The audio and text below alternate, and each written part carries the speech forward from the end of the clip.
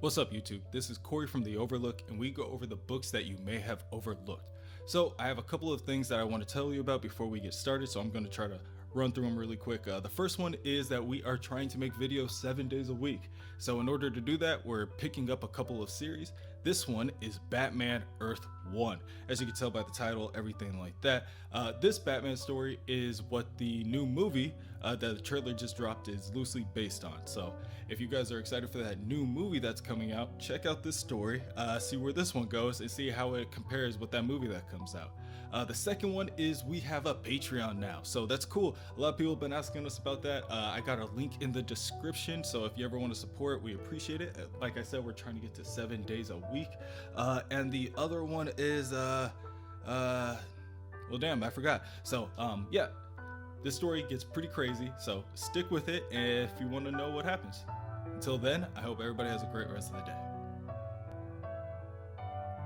The city streets run dank with the smell of dirt, piss, and fear. One man, Jacob Weaver, is especially afraid. Tonight, he has been running for longer than expected, but he tells himself that he is safe. That is, until he sees a massive shadow in the shape of a bat appear on the wall behind him. Again, he breaks out into a run, sweating, panting, muscle spasms running throughout his body. There's no way this guy is real. There's no way, Jacob thinks to himself. He attempts to muster enough courage to turn back, and when he does, all he sees is a cloaked man, coated in shadow, still chasing after him. Batman's leads have led him to Jacob, and now he's getting away. However, this might be the perfect opportunity for Batman to use his new grappling hook. He aims the gun in his sights and aims it at Jacob's back. Batman pulls the trigger and the mechanical device begins to spiral and click, but nothing happens. He pulls the trigger again. This time, the gun malfunctions altogether. Frustrated, he decides that it doesn't matter. He's better on foot anyway. Batman throws the grapple gun down and chases after Jacob. Jacob attempts to use the fire escape to climb higher, but his weight is too much and it loosens the screws holding the ladder to the side of the wall. The fire escape breaks off and falls towards the neighboring building. Jacob leaps forward off the fire escape, barely grabbing onto the edge of the building before struggling to pull himself up. Batman does not break his pace. Even without the extra footing, Batman knows that he is able to make that jump across to the other building. He's Batman. He can do it. He can make the jump. But when he launches forward, arms stretched out, he misses the ledge. Batman falls towards the ground and instinctively attempts to stop himself by grabbing onto the air conditioning unit. The sudden change in momentum nearly causes him to dislocate his shoulder. However, the force causes the unit to rip from the building, resulting in Batman once again falling to the ground below. Luckily, there is a metal trash can and a number of trash bags filled with empty beer bottles to cushion his fall. Batman groans as he attempts to lift himself back onto his feet. Battered, but not broken, he still has enough strength to continue. Batman uses the wall of a nearby building in order to brace himself as he makes his way out of the alley. As he arrives at the edge of the street, Batman sees a convenience store being held up. He watches as the two criminals victoriously make their way down the street. He then looks over to the store owner, who is now yelling frantically in his doorway for someone, anyone, to please help him. Batman just stands there. He can't. He's hurt. He's not strong enough. Batman turns his back on the man in need and makes his way down the opposite end of the alley in the direction that he parked his car. He is startled by the unexpected sight of a homeless woman wrapped in a blanket, huddled against the wall for warmth. "Don't hurt me. I'm just trying to stay warm." Batman looks at the woman and he knows that he has to do something. He has to at least help someone today. He reaches into one of his pouches on his belt and he pulls out a handful of cash and hands it to the woman. Then, without saying a word, he continues to walk over to his black sedan so that he can return home for the night. Back then, a taxicab eases into the driveway of the Wayne Manor and slowly comes to a halt. Alfred Pennyworth braces himself with a cane before exiting the vehicle and looking up at the expansive residence. He scoffs, and then he looks over to see a campaign sign reading Thomas Wayne for mayor. He scoffs again, and he knocks on the front door of the residence in order to be greeted by none other than the Wayne butler, Stanley. The Waynes have been expecting Alfred for some time. "Alfred!" Thomas Wayne shouts from across the room. "Alfred, I can't believe it. You actually came." "Stanley, why don't you take his bags to the guest quarters, the ones overlooking the gardens?" Alfred hands his bags to Stanley and looks around the open area. "I guess medical tech is big business. Quite the place you've built, Tommy." "Actually," Thomas corrects him, "Martha's great-grandfather built it." Alfred once again looks around and tries to adjust. He did not expect to see so many people around. A number of people run in and out of the room, some of them drinking, some of them celebrating, some of them still working. Even if Thomas's opponent controls the unions and half the judges in Gotham, he isn't good for the city, and people know that. He's a shoo-in. The two men are joined by Martha Wayne, Thomas's wife, campaign manager, and advocate for the rights of the mentally ill. Admittedly, she's about as famous as Thomas, but at the moment, she is more concerned with meeting Alfred for the first time. He did save her husband's life after all. They really should have met sooner. And as a matter of fact, where is Bruce? She wonders. Her son should meet someone as important to the family as Alfred. When Martha turns to walk away, Alfred looks back at Thomas and asks him, "You have a lot to lose, don't you?" "What? No, Alfred, nonsense, not here." Alfred looks at Thomas in his eyes and tells him that he, Alfred, is well aware of the death threats that Thomas has been receiving. Moreover, even if he won't admit it, Thomas specifically called Alfred because he wanted someone on his security detail that he could trust.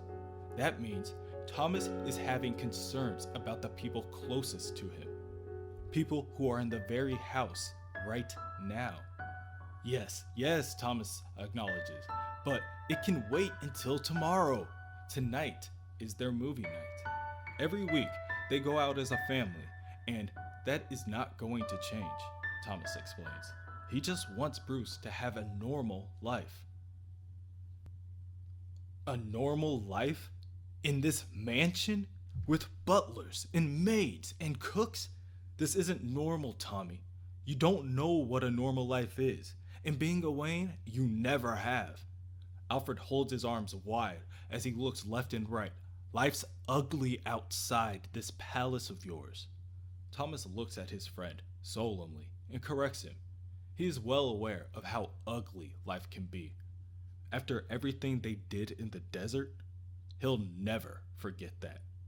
And with that, Thomas leaves with Bruce and Martha in hopes of having a pleasant evening together. Once the family makes it to the theater, Bruce gleefully drags his parents down to the front row, popcorn in hand. Suddenly, the lights in the theater turn off. The lights? What happened? The other moviegoers ask each other in confusion. "I'm sorry, folks," a man says. "The power to the building's out.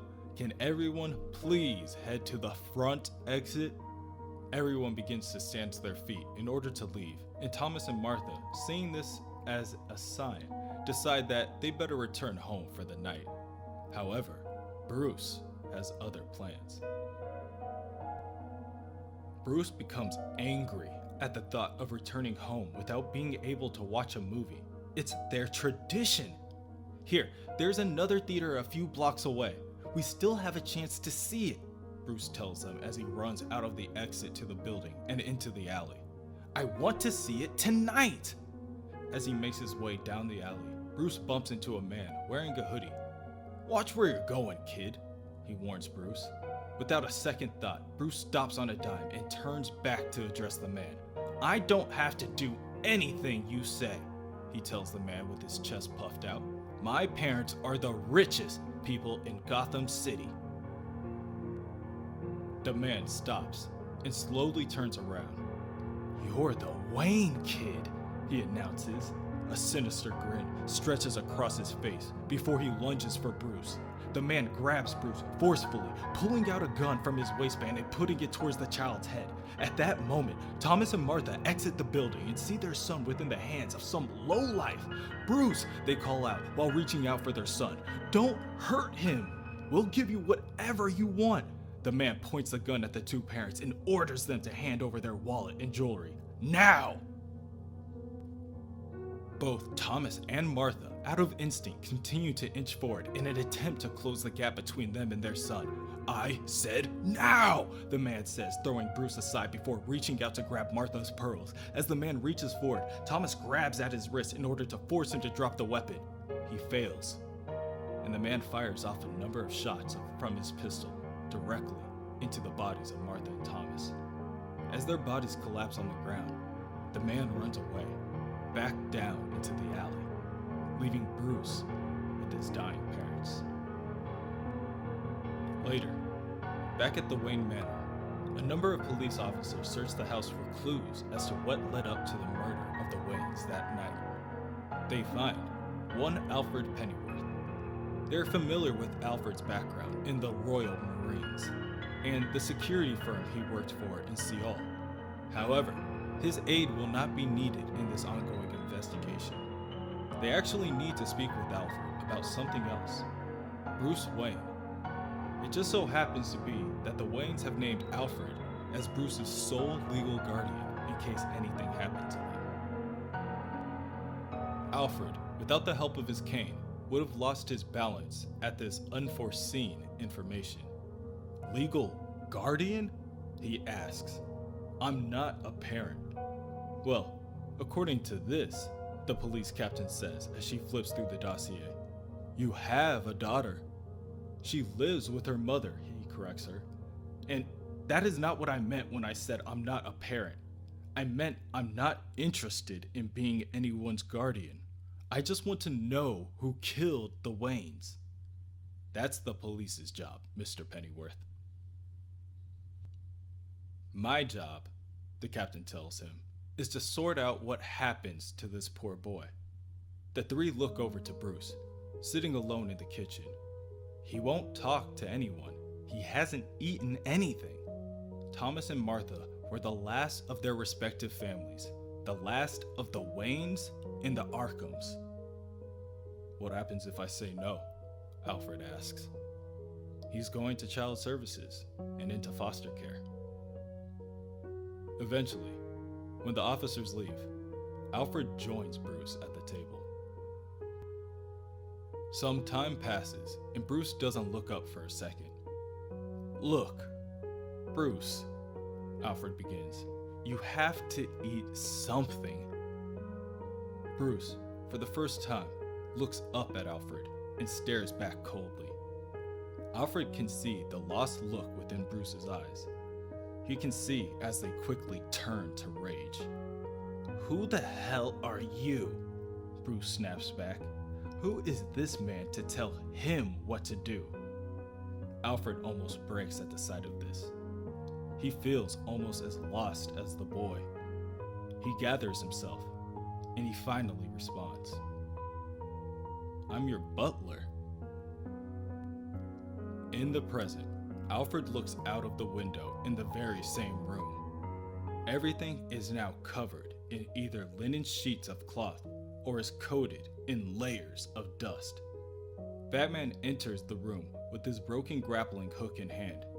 He then removes his cowl and approaches Alfred. So, this is your life now? Alfred asks him. An obnoxious judgment seeps through his words. Without looking back at him, Bruce responds, telling Alfred that he may have given up hope, but Bruce won't. And then he exits the room.